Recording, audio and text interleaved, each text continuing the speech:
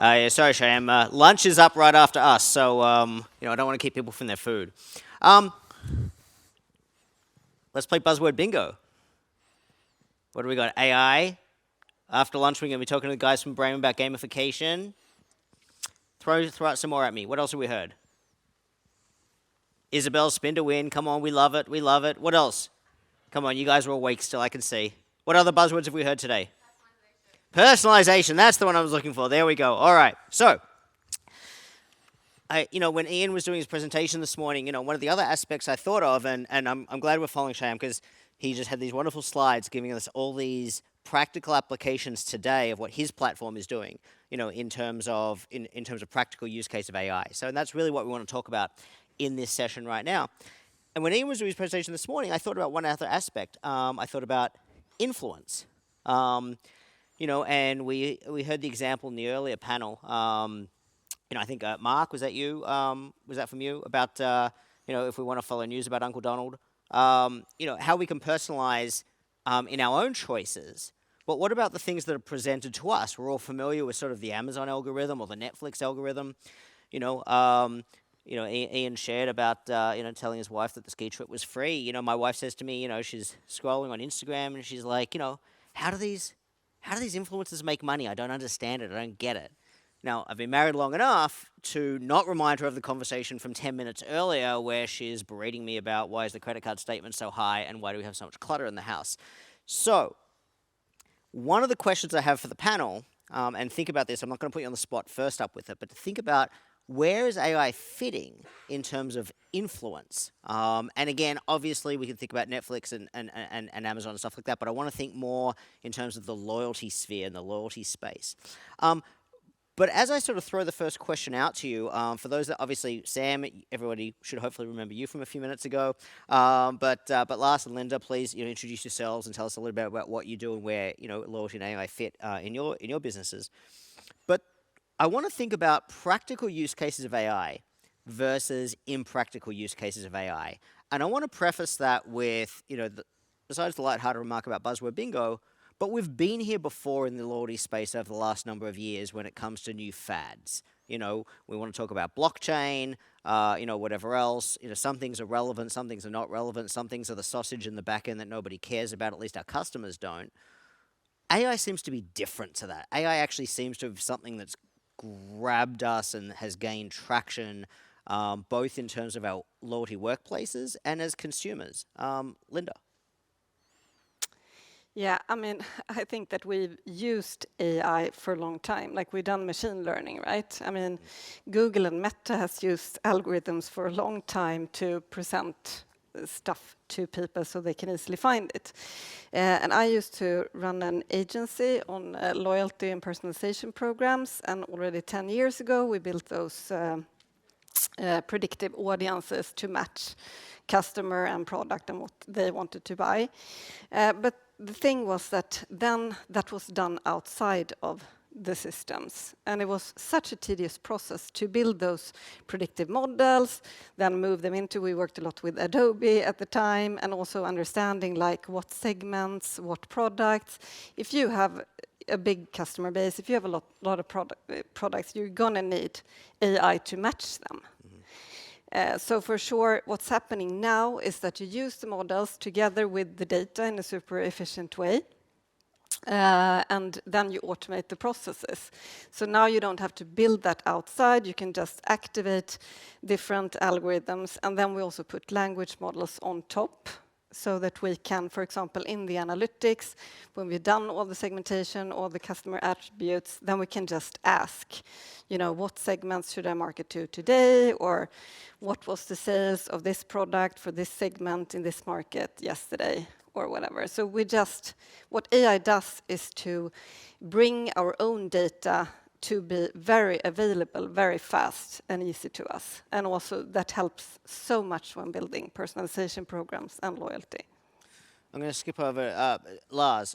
Linda raised the aspect of, hey, AI can let us use data in a much more efficient way than we've been able to up until now, but it's not necessarily new. It's perhaps an evolution of machine learning. I think that's a really good call out. What's your take on practical versus impractical and where we're sitting today? I think it's important to notice that AI is just a very good helper. If you can remember a word, we got word art, we got spelling, grammar check, and stuff like that. And AI is just an extreme evolution of that, helping you as a person to do stuff faster, basically.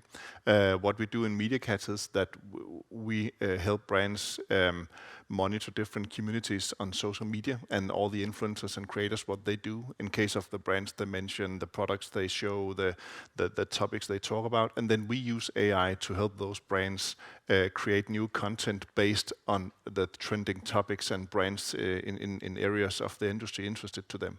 So in that case, 5 years ago, I couldn't watch everything on Instagram, but now we let the machines watch it for us and help us create new content and creative ideas that you can use in newsletters, emails, whatever. So in that way, it's an exoskeleton for you as a marketeer. Is that just a case of, if you're working in a marketing team, making your job easier because you can work faster, more efficient, you can have those summaries at hand, instantaneously, the sentiment analysis without actually having to go out and spend 3 days of work to do so, you can have it near instantaneously. Is it just a case of that, or is it opening up more capabilities and new capabilities that we didn't have before? It's opening up a lot of new capabilities because we can use all that insights and all those trend signals to create new content with Gen AI.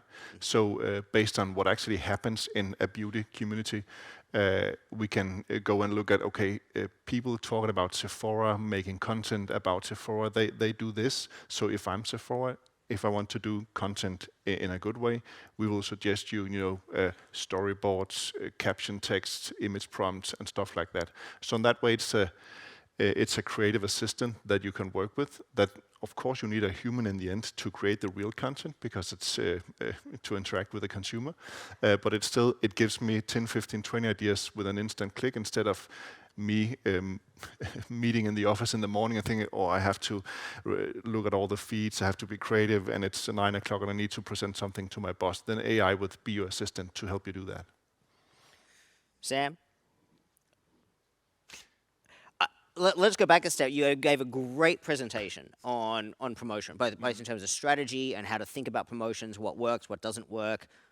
Where does AI fit in this? Yeah, I think the most innovation we've seen so far is mostly in the customer data platform area of the customer's tech stack. So doing levels of segmentation and data analysis of your customer base that you couldn't have done manually, or spotting a certain pattern in your customers that you wouldn't have done if you were tinkering around in Microsoft Excel for 8 hours, like I'm sure we've all done many times in our careers. So I think we see most of the activity in promotions first around segmentation, so you can understand who to what sorts of segments should be activating, and then some stuff way at the front end around Gen AI and stuff. Really cool campaign last year from Burger King in the US, this Whopper challenge. I don't know if everybody saw this, but you could submit a design for a Whopper, and then they would have a AI-generated mock-up of your Whopper. So you'd be selecting from dozens of ingredients, and they'd use the AI at the front to generate a mock-up of your Whopper, so that Gen AI, visual AI thing at the front. But then obviously what that's doing is it's enriching the database with members voting of what ingredients they want to see in the Whopper, right? So I think that's a good example of where we see most innovation of, first of all, how can we deliver an experience to the customer in the front end, and then way in the back end, how are we enriching our database to better understand our customers so that we can then take actions on that database. Audience interaction time. Show of hands. Who's tinkered around, as a consumer, ChatGPT, Copilot, who's done more than just a tinker around once or twice to try it out as a fad? Who's actually using it sort of in their day-to-day lives? Okay. Now, what if I say day-to-day personal lives versus day-to-day work lives? All right, that's interesting. Okay, all right, who's doing both? Who's like all in? I'm like, I don't do anything. I don't do Facebook on my phone anymore. I don't do Twitter. I don't do Instagram. I just do ChatGPT. Is anyone like that? Okay, all right, that's interesting. So, if I had have asked this question a couple of years ago about blockchain, other than the vendors in the room trying to sell, solutions looking for problems, no hands go up, right? Because nobody cares about the tech stack. AI is clearly different. There is adoption. There are practical use cases in day-to-day evolution of machine learning. What about where it's a fail? Where it's not practical, or at least it's not practical yet. I mean, whether it's examples of use cases that you've had pitched to you, or somebody said, well, maybe AI can do this, or even we've tried, but you know what? It's just not there yet, and it requires too much manual work that it's don't bother with it yet. Sam, I see you nodding your head. Let's start with you. Yeah, I think AI pricing is a really interesting one. So generally, like, there's a lot of wariness around businesses about that black box thinking of do we want a system that we don't fully understand to touch price, right? I think that I'm sure that Europe will have an interesting journey of regulation around this too, of pricing fairness as well. So if you think about like a pricing scenario where do we want to change the price for somebody who really needs to buy this item so we can therefore increase the price versus somebody who doesn't really need the item so we can decrease the price to get them to make an incremental purchase. Like that doesn't feel quite right if you apply that to like grocery and food and stuff, right? So there's a well-deserved degree of like mistrust around black box thinking around pricing.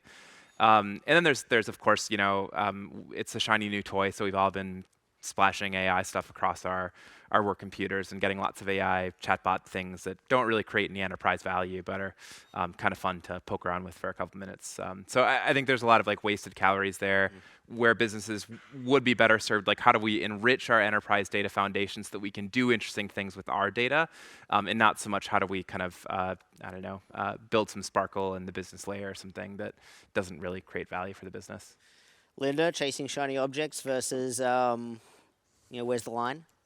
Yeah, I mean, for sure, I would really, rather not talk about what doesn't work with AI, because I think that what companies in general use right now is so little of, what should be used and what will be used going forward, because you can really have immense impact by doing that. I mean, for example, you might have a few propensity use cases customers likely to buy, or but you also need to work with products, for example, understanding a product who's most likely to buy that and in what situation, adding filters and so on, and then you need to be able to optimize all those. So if you're doing like 100 campaigns simultaneously for a week, then the AI needs to optimize so the right communication goes to the right person, and this very few, in my opinion, are doing this today. So I think that and also using it across channels. So still, like paid and CRM are often, siloed today, but these are audiences that you need to use for all channels. And that really layers onto your earlier comment about evolution of machine learning, in the sense of, if we think about, we talked about, we've talked a few times today and yesterday's presentation as well about, when members are potentially at the point of churn, when do we need to reach out to them again? Not too early, not too late. Where's that sweet spot? Is it right after redemption? When's the right time to hit them with the right promotion? This is not a new approach in loyalty programs. I mean, we've been working on this and thinking about this and activating on this for years. We'd like to think it's with machine learning. In more cases than not, it's been more manual, and we've been waiting on analytics teams to give us that information. But the concept isn't new. Are you saying, Linda, that from what you've seen, that with AI now able to supercharge and get those more rapid analytics and rapid responses integrated back into campaigns, that we're really only scratching the surface? Is that the takeaway here? Absolutely, yes. I mean, you can scale up your campaigns, very much. And the same thing with analytics, from having to filter, building reports. We don't do that anymore. Now you apply an AI agent to your data, given that you've done all your segmentation so that you actually get qualitative answers, right? And then it just speeds up your insight, knowing what to do, and then also the audience creation. And of course, today we can automate all that as well. Yes, it doesn't take away the fundamental work that you still have to do at the beginning, and that is you still have to have a solid understanding of what your commercial goals are, who your customers are, but AI is going to help you work through that and operationalize your campaigns and your strategies and your insights there. Lars. In terms of the initial question was impractical uses or where we're not quite there yet. I think where we are right now is that a lot of companies are using AI in the cloud. I think there's a big potential of creating your own custom models because you have a lot of data as a company yourself that you necessarily doesn't need to share with OpenAI, ChatGPT, a vendor that you work with, but that you might hire a vendor to come in to train an in-house model that you apply to your data. We have done that in several areas where the vendor has, data is gold, and we and other can come in and train models based on your own data that are unique for your business and your companies and what people have done, how they have reacted to your emails earlier, what's your tone of voice and stuff like that. And I think that's going to be something in the future that more people will do because I can't see why they should hand over all their nice gold data to a third party. Well, that's maybe another topic altogether, about how many companies are just openly doing that, and then suddenly somebody says, well, maybe we shouldn't have done that. I want to give an opportunity, given the popularity of the topic. Are there any questions for the panel? This is your last chance, because I'm gonna give them another question and we'll go to lunch. But if you do have a burning question, throw it out now. No? They said no, we're off the hook. Last chance. Where are we going from here in terms of practical uses? Obviously ramping up, doing more than scratching the surface. It's still not perfect yet, though, is it? I mean, the reality is, and for anyone who's just played around with ChatGPT, I mean, if you ask it to come up with some Excel formulas and things like that, I mean, it's a little bit of hit and miss about whether you're actually getting the right answers and things like that. I mean, Sam, when we talk about a platform perspective, again, operationalizing it on the tech side, how much human double and triple checking should program teams, be remembering to do right now? Yeah, I think definitely should still be human touch. Like what we're building out in our product is recommendations for if you change this running promotion or running member campaign. You probably have room more of like a scenario analysis, like decrease the price, decrease the level of the discounts so that you can save margin and still drive the same demands, improve the profitability of the offer. Those kinds of things. I think like the tricky thing for everybody in the vendor landscape, and we're obviously always keen to hear from businesses how they think about this, is like what's our role to play? Like where's our model sitting? Because ultimately, like we view our role as being a data source to get into the customer data platform where the most mature segmentation and AI analysis should take place. We don't want to have a separate AI model running only on your loyalty members in your loyalty platform. Like we view that as destructive for the overall value of the business to have a holistic view of your data that you can work with in a consistent way. So I think it's always really important to like evaluate your vendors to make sure that you're harmonized and they're not setting out to build a perfectly walled garden on their own member data that you can't surface in the rest of the business, something like that. So making sure that your tech stack is siloed or desiloed in the appropriate way. Last, how, accurate, inaccurate? I think the challenge right now is that AI is great, but it's only right 95% of the time, or maybe less, depending on what you do. So you would need to have some kind of human in the loop. I also have a background in journalism, and in journalism you would never push a product without a human eye on it these days, because if you do that, trust just falls apart. Look at Tesla, how fast the trust has gone down for them. So it takes years to build a brand, but if you make a mistake, your trust will be destroyed. So I would say that we will still need humans in the loop for years to come to check and to quality check. Maybe it's behind the scenes and hidden, so no one knows it, but it still needs to be there before you send something out to the consumers. Linda, as we finish up, is it garbage in, garbage out, or are there limitations? Of course, there's garbage in, garbage out, but I also think that also the platforms can do a lot with the data today. Like you can actually use AI also to fix your product structure, for example, which is needed for the algorithms to work well.